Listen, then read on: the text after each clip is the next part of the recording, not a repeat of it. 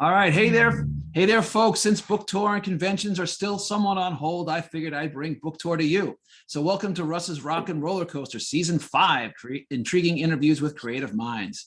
With us tonight is my friend and mystery and crime author, CHUCK SALZBERG. As a journalist, he has conducted various interviews with writers and artists for GQ, New York Magazine, Esquire, Redbook, and more. And he is a two-time nominee for the Shamus-Award for Swann's Last Song and Second Story Man. He's also the author of 4 other Swann novels, including Devil in the Hole, named one of the best crime novels of 2013 by Suspense Magazine. Welcome, Chuck. Hi, Russ. Thanks for having me again. All right. Great to see you, as always. All right. Just a heads up to the folks at home. Feel free to send me notes or questions you have for me or Chuck in the chat box during the show, and we'll get to a few at the end. All right, Chuck, we're going to start, as we always do, at the beginning. So where were you born? Where'd you grow up? New York City, on the Upper East Side, and that's where the hospital was, and that's where I grew up. Right on the same block as the Guggenheim Museum, a block away from Central Park. Huh. So what were you into? So when you were a kid, so what was your dynamic there? Like what did your folks do? How did they make their way in the world? My father was in textiles, very unsuccessfully. Okay. And my mother, who when she had to go to work to help feed the 2 boys, my brother and me, she managed a dentist's office, a dentist to the stars, whose clients or patients included people like Frank Sinatra and Leo DeRocha. And because of that, she used to get a lot of free tickets to Broadway shows. And since my father wasn't interested, I was the beneficiary of that. So that's what she did, and that was the perk I had. So you got to see Sinatra? I never saw Sinatra, but I did see the giant manager, Leo DeRocha, come into the office and take the office. He just took it apart. I mean, you could tell he was there. He was, screaming, making jokes. For folks who don't know, because we're both baseball guys, who's Leo DeRocha? Leo DeRocha was a manager for the New York Giants, a very controversial manager, but a very good manager. They called him Leo the Lip. Leo the Lip, right? Because he was always out there jawing with the umpires. Chuck, while it's a funky visual, can you just move your glass slightly out of the frame? Okay. Wait, so did you ever there's water in there, by the way. That's yeah. Sure, it's water. Okay, it's water. All good.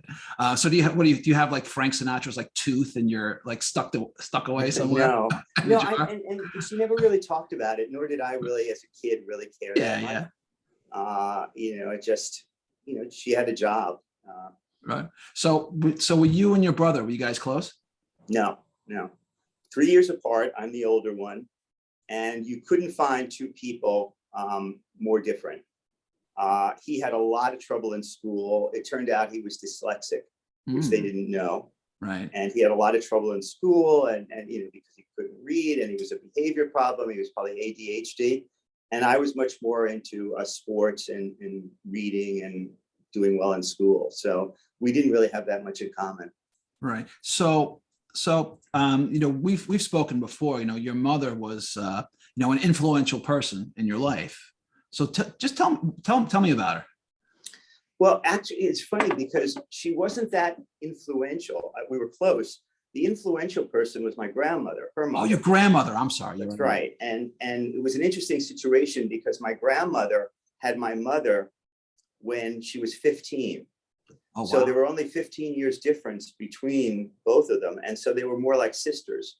And my grandmother grew up on the Lower East Side. Her maiden name was Absa. So she was related to Bella by marriage, because Bella married into the Absa family. And my grandmother, who probably had to quit school in junior high school to go to work, she always read. She was very proud of me that I was a writer. Right. And so she would, I remember when the family would take a trip or something to Brooklyn or to see family, and I'd sit in the back seat with her, and she would tell stories. She was a big movie lover. She would tell me the story of the movie that she'd seen the night before or the day before. And it was better than being in the movie the way she told it. And so maybe I got this love of storytelling from her. Wow. Wow. So you really got that. So you had a storyteller, even though she wasn't a writer, she was a storyteller in the family, right. Sort of that oral tradition of passing it along. Exactly. And she was a letter writer. Oh, right. So the joke would be, Russ, that if you gave her a gift and she wrote you a thank you, or she got a thank you note, she would send a thank you note for the thank you note. She was very big on writing. So I probably, and she had all my books on her coffee table and magazine articles. And when she passed away at 100, wow, I got some of those back that I had signed to her and all that. So I know that she was very proud of me being a writer. And I'm sorry, you said, so your grandmother was down on the Lower East Side? That's where she grew up.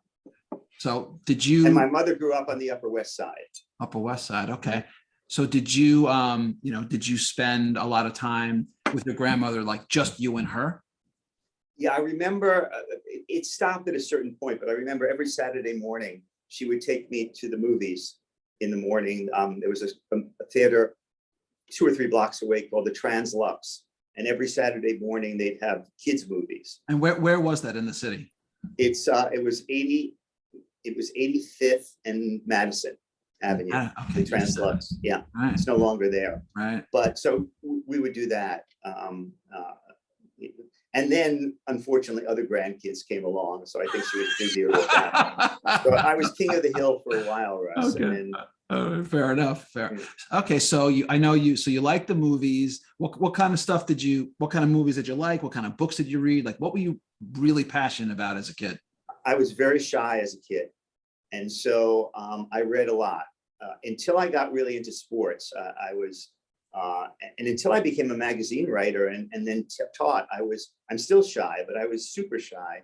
And we lived in a building where the first floor, the corner store was a Rexall pharmacy, drugstore. And it had a counter where you could get ice cream and all that. Yeah, and they had 2 or 3 rows of these metal racks of paperback books. And so after school or whenever, that was my library. I would, walk through the aisles there, look at all the books. And if I had a little money, I would buy a book. So I remember buying as a paperback, Catcher in the Rye.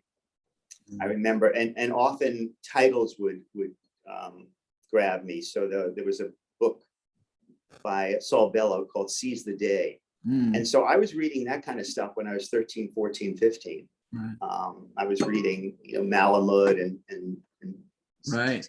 Salinger, because that's what was in the drugstore, among other stuff. Actually, I want to ask you about that just real quick. Catcher in the Rye, for example, I've seen it recently.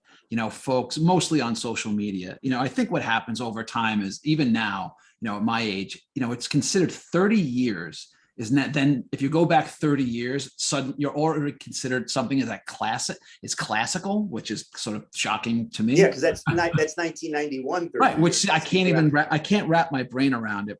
But what happens is that obviously, whether it's books, plays, movies, whatever, music, it starts to sort of phase out of the zeitgeist, and it's sort of, not everything is quite timeless. Now, Catcher in the Rye has always been one of my favorite books and influential books. I'm seeing so much genuine hatred for that book now. It's true. I don't know where it comes from, but but you're absolutely right.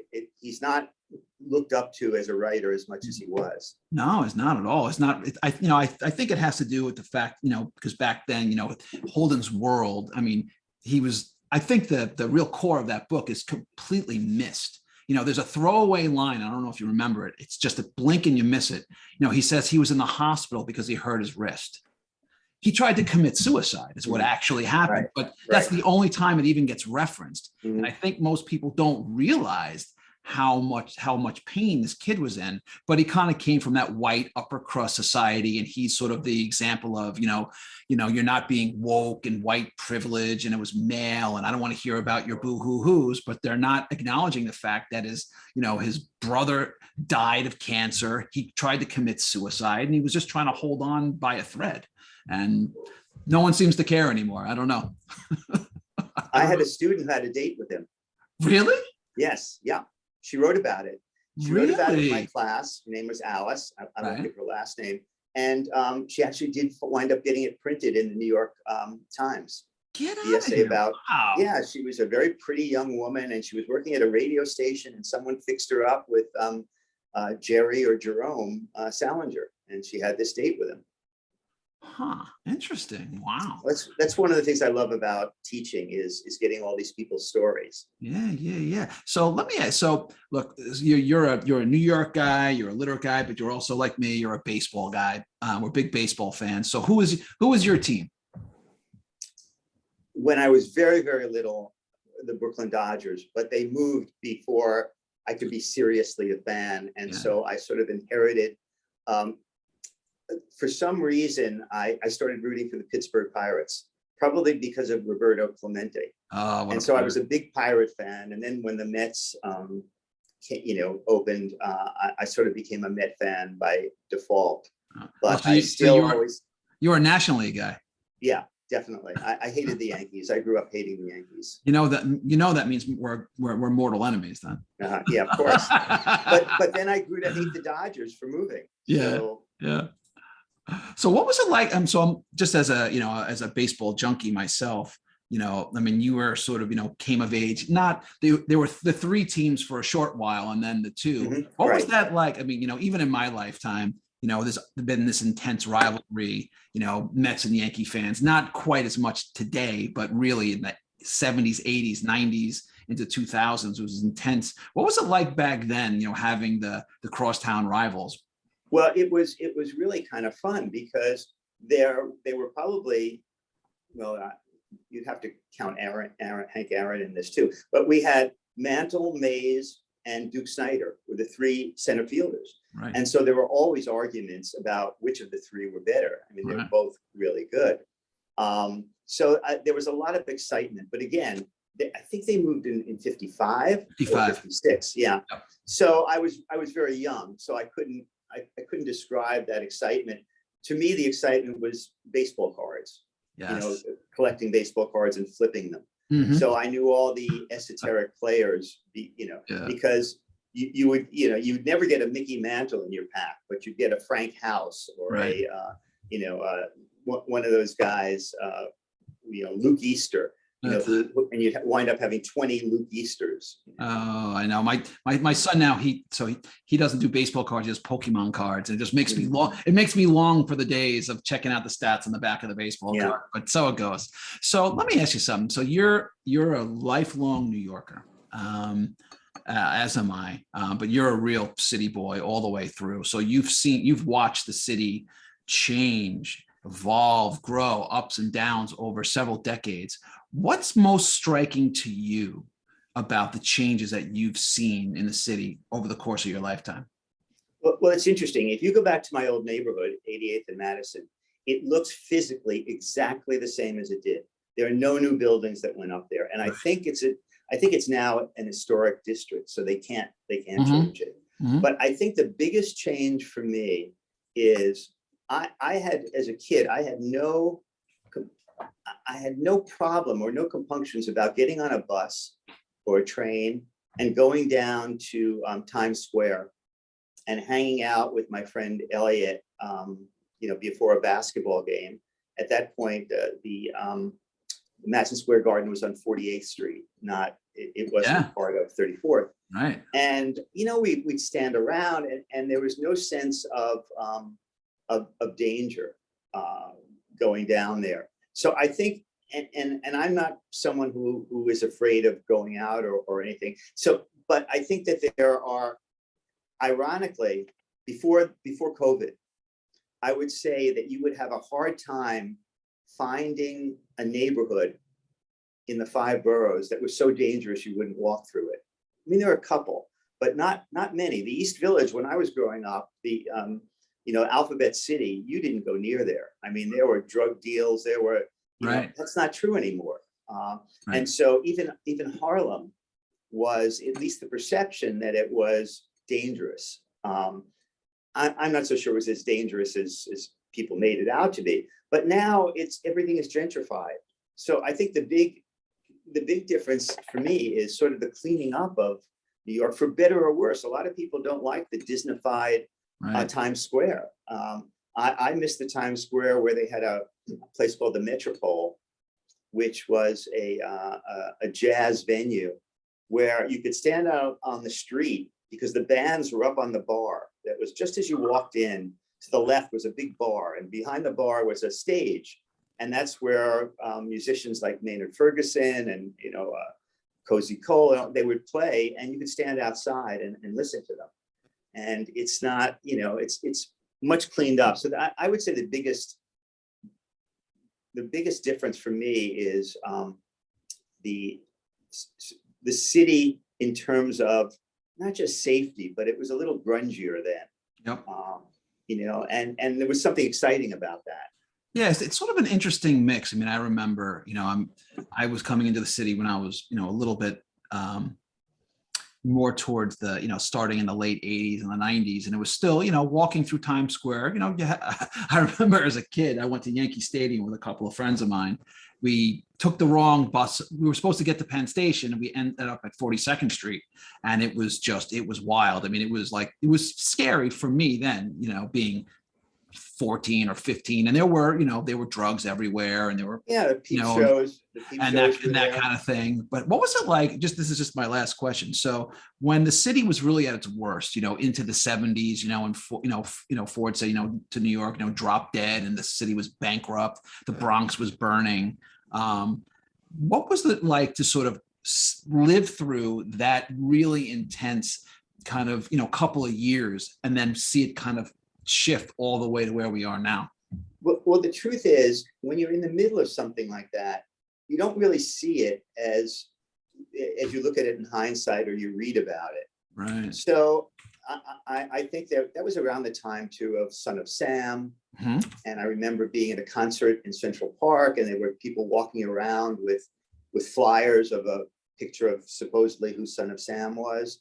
And there was, if you see movies from that era, you see the difference. There was more of I don't know about electricity, but there was more of a sense of danger and things happening. And, also I grew up during the Vietnam War. Right. So we had, there were demonstrations. So I was more into paying attention to that than some of the other things. And because I didn't live in the Bronx, the term Bronx burning was very foreign to me because I wasn't there to see it. I was in a particular neighborhood, and the neighborhood was fine. And what people often don't understand about New York is it's really a series of little neighborhoods. Yes, for sure. Like I can live here. I can have someone who lives 6 blocks away from me, and I have never bumped into them. Isn't it? It's amazing. 6 blocks away.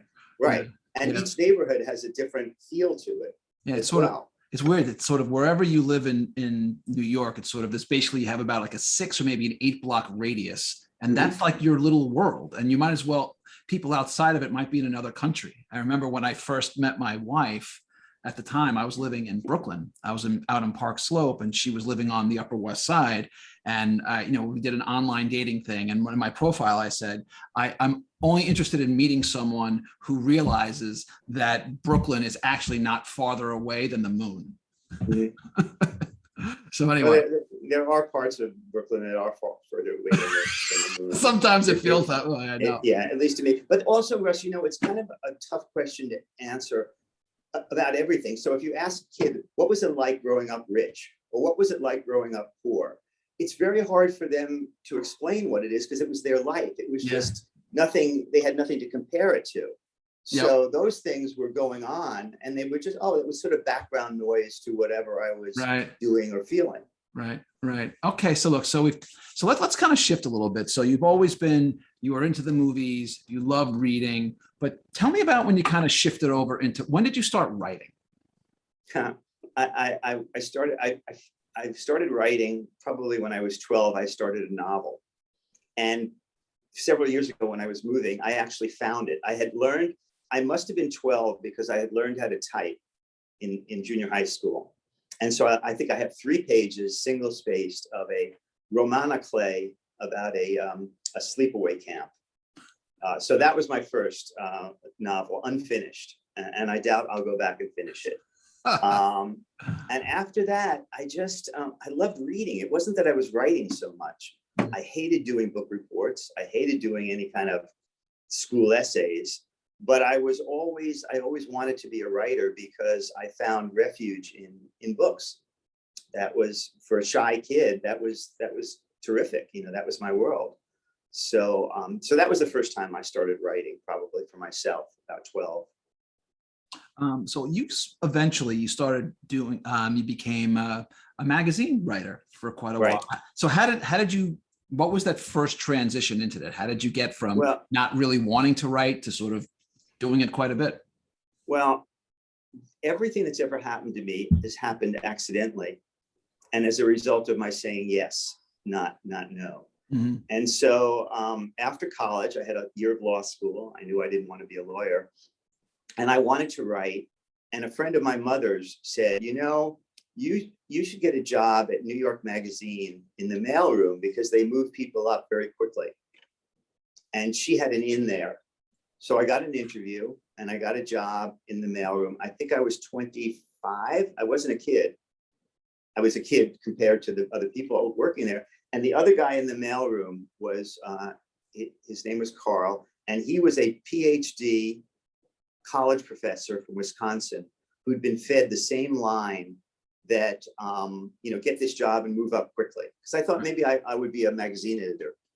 And in my mind, quickly was I'm there a month and they promote me to assistant editor or something. Yeah. Didn't work out that way. So when I was there, I realized that I didn't want to be an editor because they were sitting around all day. They looked pale. They were there long hours. But the writers they sort of come in around 10:30, and they talked on the phone and they'd smoke cigarettes and drink coffee. That's when you could smoke in an office. And then they leave for lunch at 12. And then about 2:33, you get this whiff of alcohol coming from the elevator. And it was the writers coming back. And they talk on the phone, they talk with the editors, and then they leave at 4:00. And I said, that's the job I want. That's for me, right? That's what I want. And so honestly, that is what did it. Is I pitched some ideas to an editor, and she liked one of them, and she said, do this in your lunch hour. And I did. I had a very long lunch hour because Carl would cover for me, but between 12 and 3, it was a big open space, like the old movies you see of newspaper rooms. Right. It was this big space. And so between 12 and 2 or 2:30, you could shoot a cannon off and not hit anyone. Everyone is out to lunch and for long lunches. So I would go out and do my research, and then I would write it. It was about violence and drugs in a city institution where I had worked a little bit at school.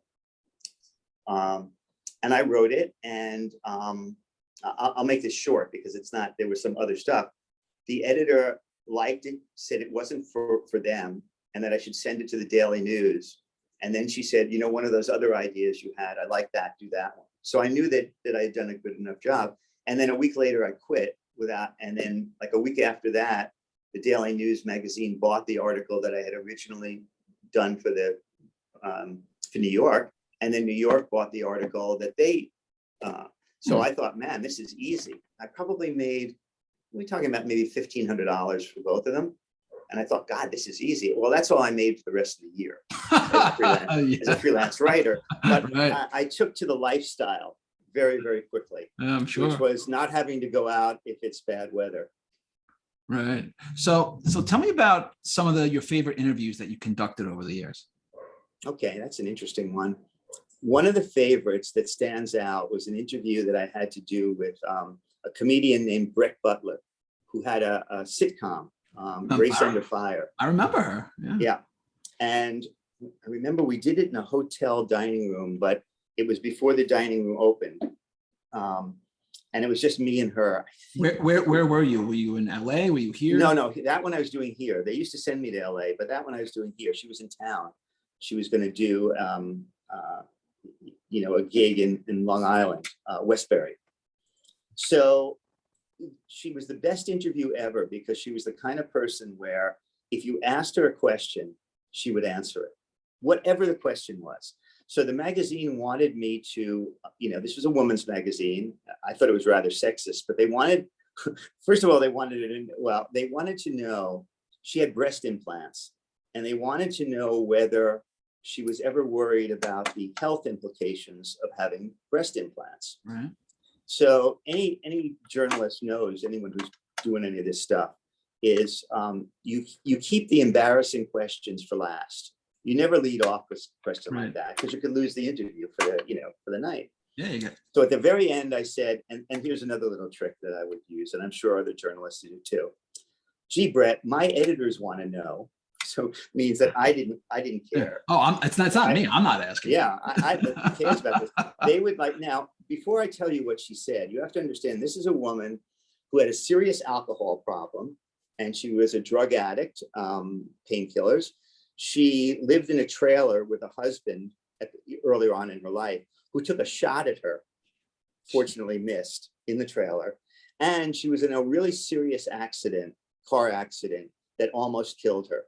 Right. So that's who she was. Wow. So I said, Brett, I have to ask you this question about breast implants. And the first thing she said to me was, I was with Barbara Walters last week and she asked me that same question. And I wanted to say, honey, I'm not the only one in this room with stitches. So then I said to her, the magazine wants to know if you ever worried about the health implications of having the breast implants. And she looked at me and she said, without missing a beat, she said, honey, with all I've been through in my life, wouldn't it be ironic if my tits killed me? So she was a great interview. A lot of it is how you connect with the person. Yep. And the thing is, for the most part, they don't want to be there when you're interviewing, celebrities. Right. Writers are fun. Like I went up to Boston to interview Ethan Kanan, who had a book of short stories out called Emperor of the Air. And he was a doctor. He was actually a doctor and a short story writer. He was fun to talk to. And so, and then, someone like Amanda Plummer, who I thought was going to be really difficult, not because she meant to be, but because she's really spacey. I mean, that's how she comes out. Right, the actress comes off. Yeah. She comes off as kind of spacey. And I thought, and to make it worse, a friend of mine assigned me that on a Tuesday, and she said, you do the interview tomorrow, and then I need the piece on Thursday. And I'd never written anything that fast. So there was a lot of pressure on me, especially since I didn't know. She seemed kind of ditzy to me. What if I have nothing to write about? It turned out she was very interesting, and she liked me. It's the only interview I ever did where I got a kiss on the cheek afterwards. Oh, wow. There you go. And told that I have kind eyes like E.L. Doctorow. She had just done a movie called The Book of Daniel. Oh, so those were fun. But I thought there's a lot of pressure to doing those things because you need to get a story. Yep. But I actually didn't mind. Another good one was Matt Salinger, J.D. Salinger's son. Oh, he really? was an actor. He was an actor, and he turned out to be an actor and later a producer. He was a nice interview. So, I mean, I find people interesting. So, well, like what? What was interesting about him? He was very down to earth. I asked him how he made a living before he started to make a living as an actor. He said, "Oh, I was a waiter." I said, "Oh, where?" He said, "Well, it's a place on 72nd called Paulson's. And it's not there anymore. Well, the restaurant's there, but it's not called Paulson's anymore. It's where Forbidden Broadway was." And I said, "Oh, were you any good as a waiter?" He said, "No, I was the worst." He said, "One day a guy came over and called me over." Like he said, "Excuse me, well, I was his waiter." He said to me, "You're not really a waiter, are you?" And Matt said, "Well, what do you mean?" He said, "But you're not really a waiter. You're something else working as a waiter, right? Because you're a horrible waiter." So, sometimes you just have a rapport with someone. All right. So as a fiction writer, you focus on crime and mystery. So what's the appeal for you, and how did you kind of get into that? It was a total mistake. It was going to be a one-off, and it came from this. I was accepted into the Columbia University MFA program part-time because I was working. And when I had to submit a sample, and the sample was a novel that I'd finished. Hey, I'm sorry, I don't mean to interrupt. Sure. There's a couple of some clicking or banging in the background. Oh, okay. Sorry. Anyway, so it was a novel that I'd finished. And I was interviewed by the head of the program, and she said, "Oh, you got some really nice readings on your novel. People liked it who read it." And she put me in this class, and I had to meet the professor first. I won't name him, even though he's dead now. But he tore into me about, don't you know what a story is? You know, you write this kind of Dostoevsky, Nabokovian crap. You know, don't you know what a plot is? Don't you ever, you know, you should read Chekhov. I was an English major. I read Chekhov. And he got on me so much about that, you know, tell a story, that I quit the program. And then I decided to write a novel that was really plot heavy. And the thing that came to mind was a detective novel or a mystery, because you are totally dependent on the plot. You know, character is really important, but it's that plot that you have to be careful. You have to have a very, you know, a cohesive plot. Mm-hmm. And so I wrote this book, and I called it, and it was kind of, a friend of mine called it a, you know, I forget what he called it, but it was very different. It was very literary, because the character was literary. And it turned out in the end that the detective, after following all the clues, doesn't solve the crime. It was, you know, it solved another way. So I showed it to some editors and agents, and they all said, "This is really good, but we can't do anything with this ending." And so I was really stubborn, and I put it away. And then 25 years later, I wanted to start writing fiction again. And I took a look at it, and I said, "This is pretty good. Maybe I can, you know, update it and send it around again." And so I did, and I sent it to the editor, the owner actually, of a company where I doctored a true crime book called Dead End. And they read it, and they said, "We really love this, but you have to change the ending. We can't have this ending." And so I said, "Okay." So in 25 years, I learned how to sell out, and that was Swann's last song. And but there's even more of a story till it actually got out. But that was, and when it was nominated for Shamus, I swear I did not know what Shamus was. I did not know one crime writer. All I'd done is read like 25 mysteries and detective novels. So it's a good book. I liked it a lot. Well, thanks. I mean, and so it was nominated for Shamus, and I didn't go to the awards. I honestly didn't know but when I lost, I got really pissed off, and I said, "I'm going to keep writing these kinds of books until I win something." Until you win. So that's how I got into it. And then I learned very quickly that I could write about anything I wanted, and put it in the framework of a crime story. Right. So I don't write murder mysteries. Occasionally, some of my books may have a murder in it, but it's usually tangential. It's not about the murderer, for instance. So Second Story Man, there's a murder in it, but you never know really who did it. And it just moves the plot along. So, you know, and even Devil in the Hole, the crime takes place before the book starts, and there are no other murders in the book. So hold on, I just want to go back for a second. So you write what became Swann's last song, and it sat in a drawer for 25 years. During that time, I mean, that's a long time, you know, in a person's life to sort of say, to kind of put something in a drawer and revisit. Did it ever, like during those 2.5 decades, did it ever like call out to you? Was it ever sort of like whispering to say, "Come on, you've got unfinished business here"? To be honest, no. And the reason was, Russ, I was making my living as a freelance journalist and book writer, nonfiction book writer. So I was doing all that writing. And so I always wanted to write fiction from the time I was 12.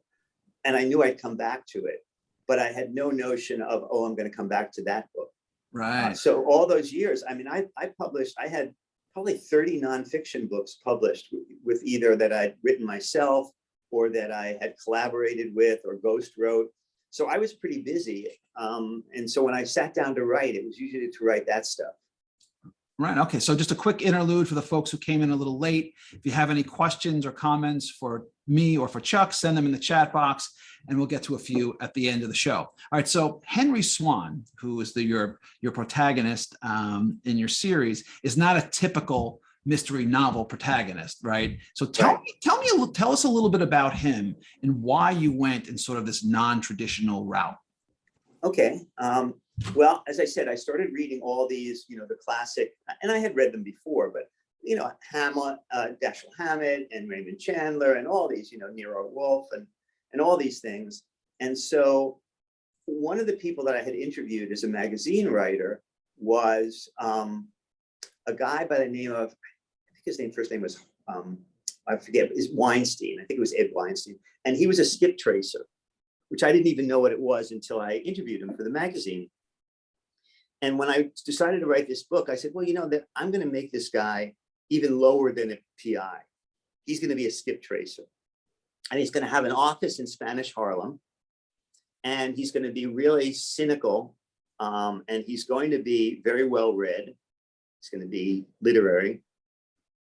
And I'm going to take a lot of the tropes of what I had been reading about with the other writers, and I'm going to use them, but I'm going to turn them around. I'm going to twist them.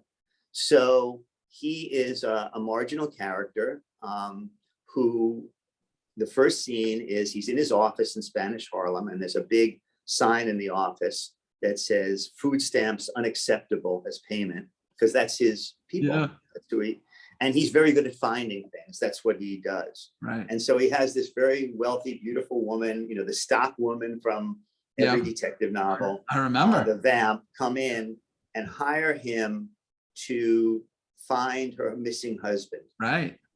And he takes the job. And here's what I did throughout the book, Russ, is every time I thought the reader might think something was going to happen, I was going to do something different. Right. So in chapter 2, he finds the guy dead. So his job is over, theoretically. But the book goes on because there's another thing that he has to do, which I won't give away. Yep. And so every time, and I've tried to do that with all my writing, is if it looks to me like something's going in a direction where it can be predictable, I try to do what I call is throw a hand grenade into it. Yep. So for instance, in one of the Swann books, Swann comes across this very beautiful college professor. And the trope is, oh, he's going to sleep with her, right? So I made her a lesbian, just so that couldn't happen. Yeah. So I kind of like those challenges when I'm writing that I give myself. So one last question, and then we're going to jump on. So you mentioned before about, so this teacher kind of, busted your hump about you don't know anything about telling a story and plot. And you said, screw that, I'm going to go plot heavy. But ultimately, are you more interested in telling a good mystery or focusing on the character? Character, much more. My books are all character driven.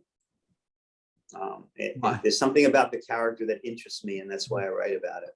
So the book I'm working on now, the character has a touch of ESP. He's got a slight psychic ability, but that he doesn't tell anyone about. And it's only because I've been fascinated by that. I once interviewed a woman who was a psychic and worked with cops. And so I was fascinated. So usually, but the answer is definitely character. All right. I'm not that great with plots. Okay, fair enough. All right, that was great. But now it's time for a special segment where we spin the wheel. On the wheel are 7 possible categories. Wherever it lands is what you get. And the categories are Silence of the Lambs, Stranger in a Strange Land, Law and Order, Played Against Sam, Cold Case, Location, Location, Location, and Kick Him in the Junk. All right, you ready? All right. Whatever you get, that's what you play. All right, what do we got for you? And we got Stranger in a Strange Land. Okay, so you've spent your fiction career writing about mystery and crime. What's one genre you'd like to write that you have not dabbled in yet? That I haven't dabbled in yet, and probably won't, but I wish I could, is young adult, I think. Huh, how come? just because I like that age, that 16 to 20 or whatever it is. And I think some really good things can be done with, and I have friends who are YA novelists, and I admire, I mean, Megan Abbott, who's terrific, she could be, she could be considered some of her books as YA. Right. It's an age that I'm interested in reading about. And so I would like to write about it, but I don't think I ever would. All right. So Chuck, so you and I are both in the writing business. So let's go to our advice column. What's the best and worst writing advice someone ever gave you? Oh, okay. That's pretty easy. The best advice, and I can't tell you who gave it to me, was to read. Just keep reading. Anything, everything, bad, good, whatever. The worst advice I ever got was write what you know. That was the worst. And I actually wrote in this book that's out, they just took part of it, but in this mystery writers, put out by Mystery Writers of America, How to Write a Mystery. Mm-hmm. I'm represented in that book. And what they did is they took a piece of an essay that I did called, I forget if I called it Making Shit Up or, write what you don't know. Right. So that's the worst advice I ever got, was write what I know. The books would be even more boring than they might be now if I had to write only what I know. Fair enough. All right. Good advice, Chuck. So now we're going to discuss whether or not you have thick skin. As writers, when we put out our work and our work and ourselves out there, criticism of all kind comes with it, the good, the bad, and everything in between.